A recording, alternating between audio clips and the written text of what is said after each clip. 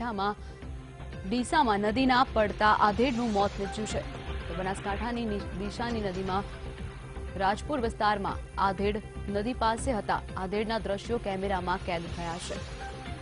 જણાવી દઈએ કે બનાસકાંઠાના ડીસામાં એક નદી નજીક એક આધેડનું મોત થયું છે. તો નદીના અધવચ્ચેના પ્રવાહમાં એક આધેડ તણાઈ ગયો છે. સ્થાનિક તરવૈયાઓએ બચાવવાનો પ્રયાસ કર્યો છતાં પણ આધેડને બચાવી શકાયા ન હતા.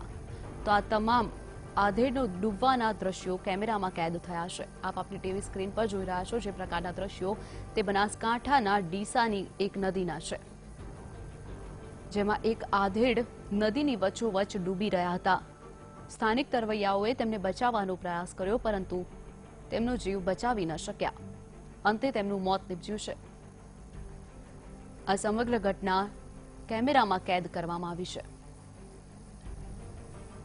આપ આપની ટીવી સ્ક્રીન પર જોઈ રહ્યા છો તે દ્રશ્યો બનાસકાંઠાના ડીસાની એક નદીના છે.